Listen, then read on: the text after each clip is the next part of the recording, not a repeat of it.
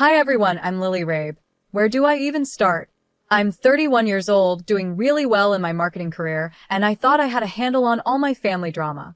But everything changed when my little sister Maria started planning her wedding. I was there to help her plan her perfect day, but it became clear that things were going to be more complicated than I expected. The shadow of our dad, John, hung over everything. Ever since his divorce, he hasn't been the same. He's been struggling, sinking into a mess of alcohol and poor choices. One of the worst decisions, in my opinion, is his new girlfriend, Julie. From the moment I met her, I got bad vibes. One day, while Maria and I were picking out flowers, she turned to me, worry clear in her voice. "Liv, do you think Dad will actually show up sober?" she asked, her eyes filled with hope. "I really hope so, me," I said, trying to reassure her. "For your sake, I do." But deep down, I wasn't sure hope was going to be enough. As the wedding day got closer, I felt like I was less of a maid of honor and more of a referee, constantly trying to keep the peace. My boyfriend, Paul, was amazing through all of it. He'd always try to calm me down, saying things like, "Babe, you can't control everything." I know. I'd reply, though in my heart I couldn't stop worrying. But if Dad ruins this day for Maria, I'll never forgive him. Little did I know, things were about to get much worse. About a week before the wedding, I met up with my best friend Teresa for coffee. She's always been the voice of reason in my life, and I needed her more than ever. "What's really going on with you and Julie?" she asked, giving me a look that told me she already knew something was off. I lowered my voice, glancing around as if someone could overhear. "There's something not right about her, Teresa." The way she latched onto Dad so quickly, always whispering things to him. And get this, I overheard her talking on the phone about some big score coming up.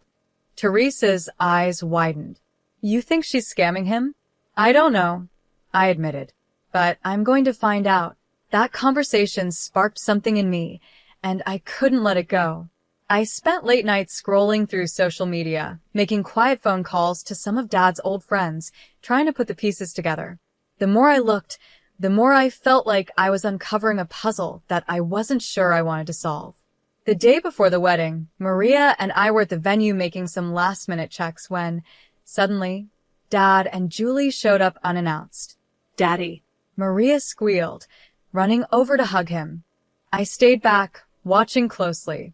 Julie's eyes were darting around the room, almost like she was checking everything out in a calculating way.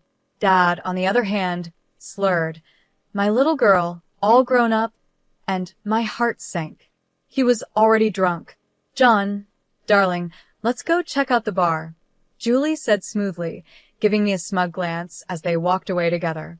I felt a surge of anger rise up in me, but I tried to keep it together for Maria's sake.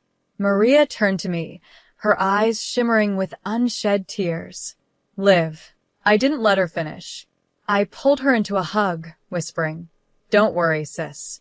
Tomorrow is about you and Brian. Nothing's going to ruin it." If only I had known how wrong I was. They say there's always a calm before the storm. Well, our storm was brewing, and it was about to hit with the force of a Category 7 hurricane. As I stood there, holding my baby sister Maria close, I made a silent promise to myself no matter what, I would protect her happiness. At the time, I had no idea that I'd be fighting for much more than just a perfect wedding day. The ceremony itself was beautiful. Maria looked absolutely radiant, and for a brief moment, all the family drama seemed to disappear. Standing beside her, watching her exchange vows with Brian, I felt a flicker of hope. Maybe, just maybe, we could get through this day without any problems. I wanted so badly for Maria to have one perfect day. But that fragile hope was shattered the moment we walked into the reception. I saw him almost immediately, Dad, standing by the bar, already drunk, with Julie clinging to him like a lifeline. My heart sank. "You okay?" Paul, my boyfriend, whispered as he squeezed my hand, sensing my unease. "I've got to hold it together for Maria," I muttered, forcing a smile. But deep down, I knew it was only a matter of time before something went terribly wrong. As the night wore on, the tension in the room became unbearable. Dad's laughter grew louder, his movements more and more sloppy. Julie's eyes kept scanning the room, a strange gleam in them that made my skin crawl. Something wasn't right, and I could feel it. Liv, Dad's making a scene? Maria whispered to me, her voice filled with worry. I'll handle it, I said, trying to sound confident. I walked over to where Dad was attempting a very unsteady Macarena, stumbling and laughing like nothing was wrong. Dad, let's get some fresh air, I suggested, trying to stay calm. Nonsense, he slurred. I'm celebrating my baby girl's big day. He tried to twirl, but nearly fell over. Julie appeared at his side, tightening her grip on his arm. Leave him alone, he's having fun, she said sharply. This isn't about fun. It's about showing respect for Maria on her special day, I replied, trying to keep my voice steady. Julie's eyes narrowed as she sneered. You think you're so perfect, don't you? Always trying to control everything. The argument escalated quickly. We moved to a quieter corner of the room, but our voices kept rising with each exchange. You don't know anything about our family. I spat at her, my patience gone. I know one thing, she hissed. Your daddy prefers my company over yours. Something inside me snapped. Is that before or after you drained him of his money, Julie? I shot back, my voice trembling with anger. Her face twisted with rage, and before I could react, she lunged at me, grabbing a knife from a nearby dessert table. For a moment, everything seemed to slow down. I saw the blade glint under the reception lights, heard people screaming, and felt my heart pounding in my chest. All I could think was, I've ruined Maria's wedding. But then, out of nowhere, Paul tackled Julie, sending the knife clattering to the floor. Chaos erupted around us. Guests screamed and scattered, chairs were overturned, and the whole scene became a blur of noise and movement. Through the mayhem, all I could focus on was Maria. How had it come to this? I had promised to protect her happiness, but now, her wedding day was turning into a nightmare.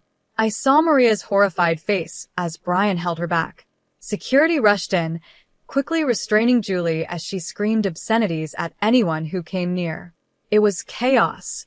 I stood there, frozen, as the police arrived and led Julie away in handcuffs. In that brief moment, I caught a glimpse of Dad. He looked completely lost and broken. That was when I realized things would never be the same again. The days following the wedding were a blur.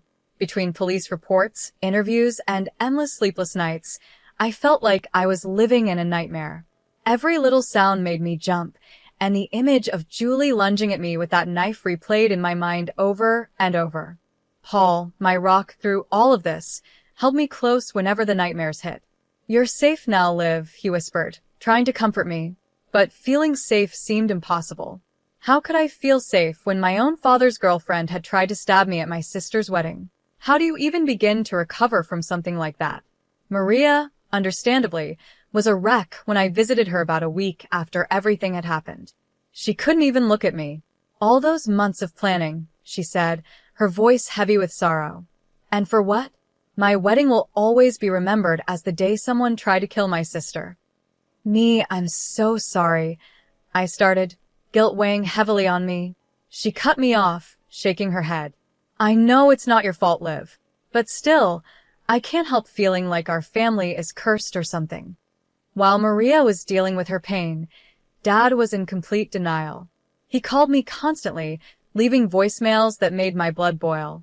Lily, sweetie, let's not blow this out of proportion, he'd say. Julie was just upset. She didn't mean any harm. Hearing him defend her like that, after everything she had done, was infuriating. The final straw came when he showed up at my apartment, reeking of alcohol. I opened the door to find him swaying slightly, his eyes glassy. Dad, you need to leave, I said, trying to keep my voice steady. But Pumpkin, we're family. We need to stick together, he slurred, sounding pitiful. I felt something harden inside me as I looked at him. No, Dad, we're done. I can't do this anymore. The hurt in his eyes almost made me waver. Almost. But as I closed the door, I knew it was the right thing to do. Meanwhile, Teresa, my ever-determined best friend, had started digging into Julie's past.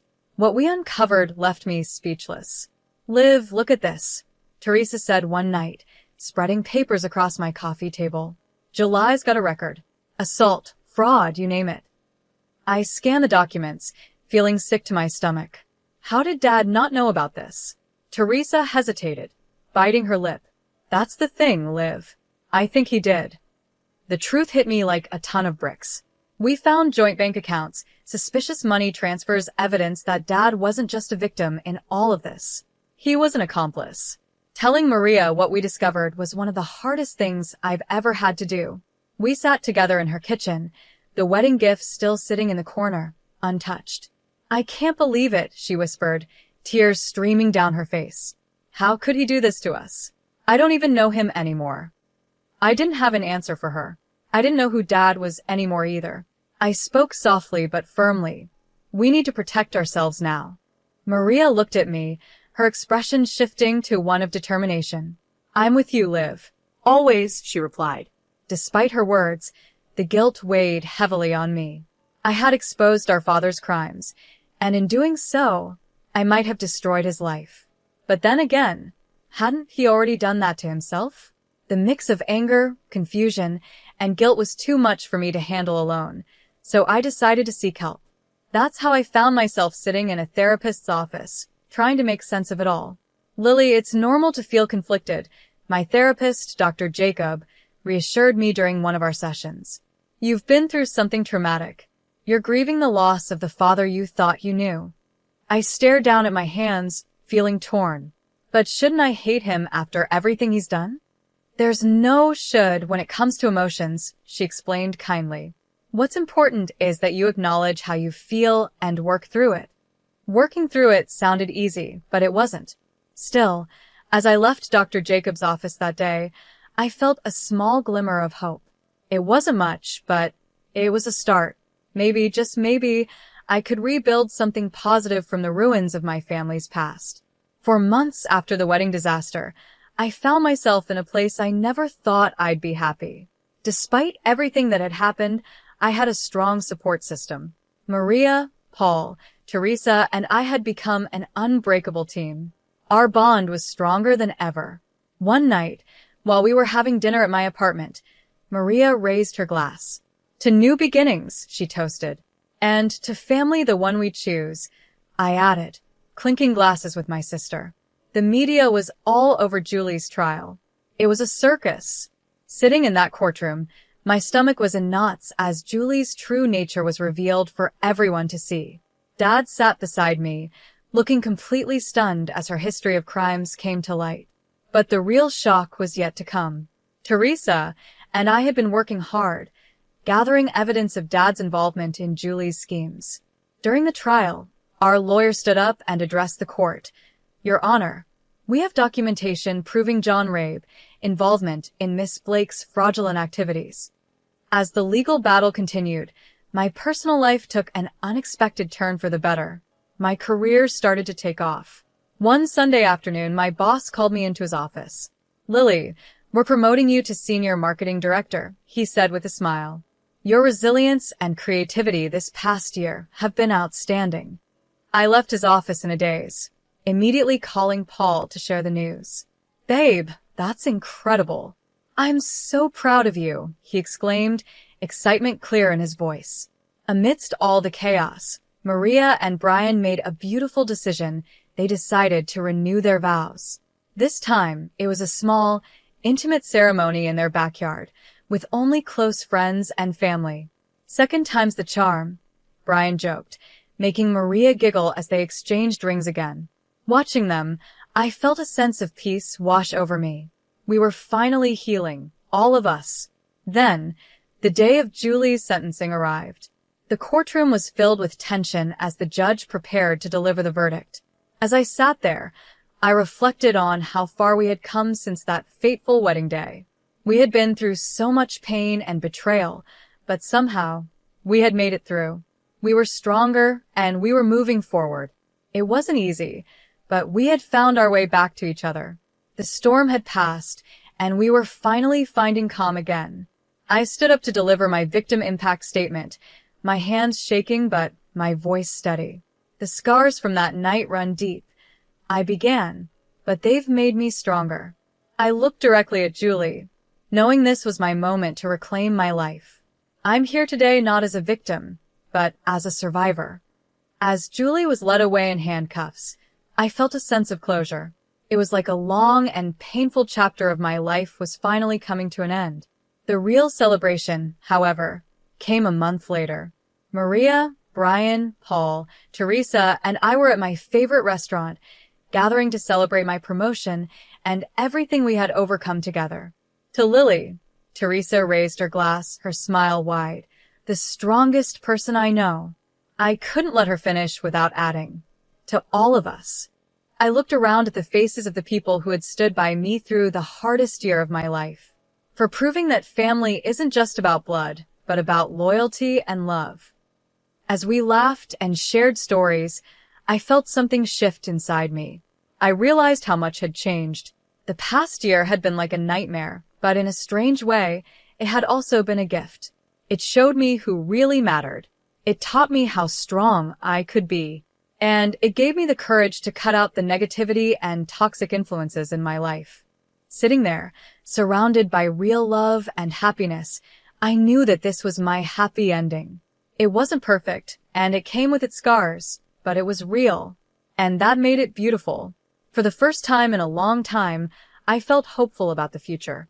I was grateful for the family I had found and the strength I had discovered within myself.